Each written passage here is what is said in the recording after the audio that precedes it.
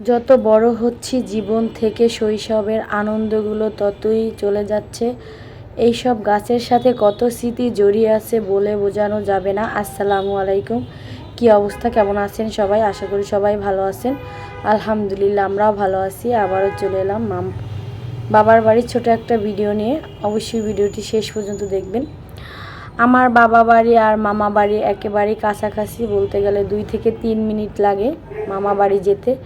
তো বাবা বাড়ি এসে মামা বাড়ি আসবো না সেটা তো হতেই পারে না। সময়টা, জীবনটা প্রায় অর্ধেক সময় আমার মামা বাড়িতে কেটেছে। তো আমি বিকালবেলা ঘুম থেকে উঠে হাঁটতে হাঁটতে মামা বাড়িতে চলে আসলাম। তো এটা হচ্ছে আমার একটা চাচাতো মামা। মামা মামি আমাকে খুবই আদর করে। তাদের গাছের যত ফল আমাকে না দিয়ে কখনোই হচ্ছে তারা খায় না। আর তাদের গাছের ফল বলতে আমাদের গাছের ফল এমনই মনে হয়। আর দেশের মানুষ হচ্ছে, শুধু দেশের মানুষ না, গ্রামের বাড়ির মানুষ হচ্ছে এমন যে যার গাছে যা ফল হোক না কেন সবাই মিলেমিশে ভাগ করে খাবে। আর যাদের মেয়েরা হচ্ছে, ছেলেরা একটু গ্রামের বাইরে থাকে, যেমন শ্বশুরবাড়ি ঢাকায়, চট্টগ্রাম এইসব এলাকায় থাকে, তাদের জন্য তো গাছই রেখে দিবে যে ওরা আসবে তখন খাবে, সিজনাল ফল হোক আর যেরকম ফলই হোক না কেন।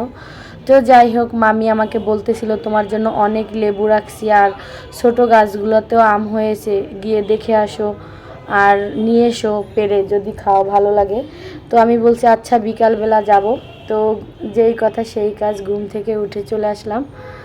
তো এসে দেখি আলহামদুলিল্লাহ এবার সব গাছে অনেক অনেক ফল ধরেছে। আর এই যে কাঁঠাল গাছটার ভিডিও আমি আগেই দিয়েছিলাম রিলসে, এত উপরে কাঁঠাল হয়েছে যেটা পেরে খাওয়া সম্ভব না, হয়তো বা মানুষ না খেলেও কাক পক্ষীতে খাবে।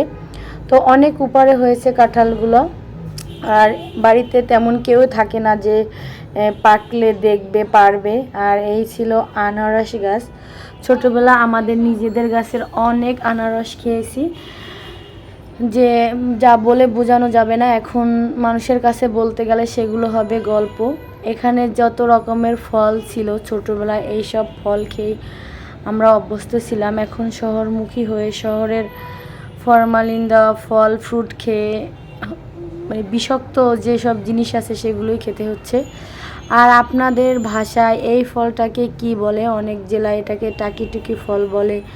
আমরা হচ্ছি ও কি মুড়মুড়ে না জানি এরকম একটা কি বলতাম, ভুলে গেছি, অনেক আগে ছোটোবেলায় তখন খেতাম।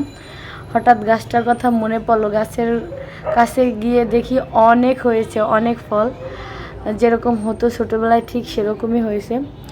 তো দেখতে দেখতে আমার আশপিয়া খুঁজতে খুঁজতে আমার কাছে চলে এসেছে। আমি আশপিয়াকে রেখে আসছিলাম। তো অনেক কথাই বললাম, অনেক কিছু আপনাদের সাথে শেয়ার করলাম। তো আজকের ভিডিওটি আমি এখানেই শেষ করব। নেক্সট ভিডিওগুলোতে আরও মজা আর আরও কিছু মজার মজার জিনিস আছে, সেগুলো দেখার জন্য অপেক্ষা করবেন। আজকে বিদায় নিচ্ছি, আল্লাহ হাফেজ।